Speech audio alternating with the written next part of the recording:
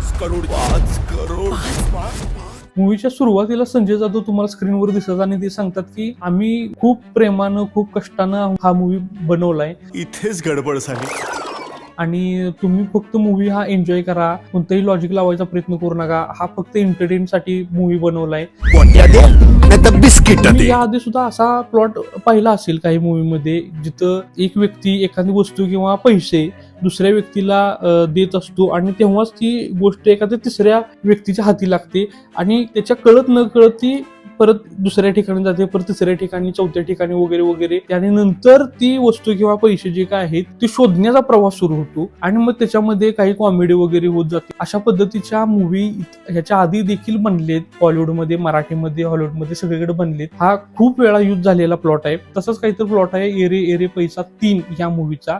Biscuit डब्यात ठेवायचे असतात, पुस्तकं कपाटात ठेवायची असतात. परंतु तरी देखील मूवी जेव्हा सुरू होतो तेव्हा पहिले 30 ते 35 मिनिटं तुम्हाला छान वाटतं, कारण ते वेगळ्या पद्धतीनं मांडलं गेले. हे मला सुरुवातीलाच मला सांगून टाकायचं होतं, कारण हे मला सगळ्यात जास्त कुठली गोष्ट आवडली तर ही गोष्ट होती, कारण त्याच्यात जे काही सीन आहे ते इतके शार्पली कट केलेत, झाप झाप झाप झाप झाप असे सीन येत जातात आणि त्याचबरोबर कॅरेक्टरचं सुद्धा इंट्रोडक्शन पट पट पट पट होत जातं आणि त्याचबरोबर स्टोरी सुद्धा पुढे जात जाते. स्क्रीन प्ले फर्स्ट हाफच्या पहिल्या 35 ते 40 मिनिटाचा अतिशय उत्कृष्ट आहे. कॅरेक्टर्स अतिशय सुंदर डेव्हलप केलेत. राणे भाई 5 करोडची कॅश पकडलीत. त्या कॅरेक्टरच्या कॅरेक्टरिस्टिक्स नुसार त्यांचे कॉस्ट्युम आहेत. मी सनी जगदळे. सिद्धार्थ जाधव यांचं कॅरेक्टर कसं त्या पद्धतीत त्यांचं कॉस्ट्युम्स आणि इतर सगळ्याच कलाकारांच्या कॉस्ट्युमवर विशेष काम केलंय. कलरफुल वाटतो मूवी तुम्हाला. एडिटिंग खूप मस्त आहे. फर्स्ट हाफचं एडिटिंग मला विशेष आवडलं, ज्यामध्ये काही ठिकाणी तर स्क्रीन स्प्लिट होते, म्हणजे स्क्रीनवर तुम्हाला एका साईडला एक सीन आणि दुसऱ्या साईडला दुसरा सीन चालू आहे असं तुम्हाला पाहायला भेटतं. त्यानंतर स्क्रीनचं डायमेन्शन बदलतं.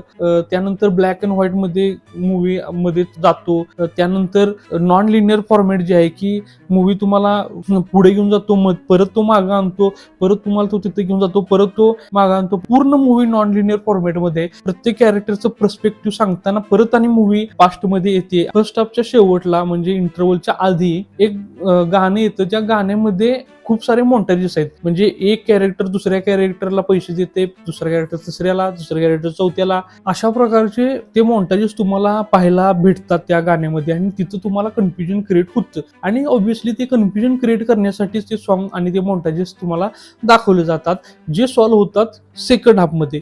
परंतु सेकंड हाफ मध्ये ते सॉल्व्ह करत असताना थोडासा मूवी बोर होतो. कारण काय की फर्स्ट हाफ मध्ये एकदम शार्प कट, एकदम फास्ट पेसिंग आहे आणि सेकंड हाफ मध्ये ते थोडं स्पेसिंग स्लो होतं आणि मग खोटा पैसा या भोवती वारंवार काही क्वेन्स येत जातात आणि मग थोडंसं तुम्हाला मूवी बोर वाटतो.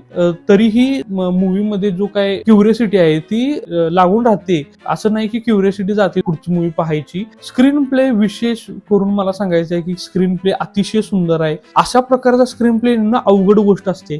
तुम्हाला मूवी अशा आवडत असतील किंवा आवडत नसतील, परंतु मी एक गोष्ट सांगतो, ज्या मूवीमध्ये नॉन लिनियर फॉर्मॅट असते किंवा इतकं जास्त प्रमाणात स्टोरी जर बॅकवर्ड जात असेल आणि प्रत्येक कॅरेक्टरच्या पर्स्पेक्टिव्हनं तुम्ही पास्टमध्ये जाऊन जो स्टोरी सांगत असाल तर ते लिहिणं, ते कागदावर उतरवणं इमॅजिन करून हे खूप अवघड गोष्ट असते. मूवी सगळ्या ऍक्टरनी खूप छान पद्धतीची ऍक्टिंग केली.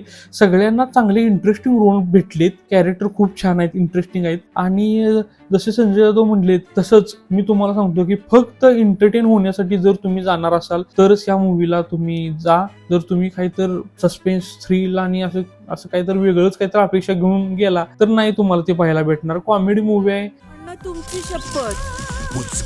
गुजबम्स. आणि फक्त एन्जॉय करण्यासाठी, एंटरटेन होण्यासाठी फक्त ही बनवली गेली, त्यामुळे तेच डोक्यात ठेवून तुम्ही जा. तर हा होता एरे एरे पैसा 3 या मूवीचा रिव्ह्यू.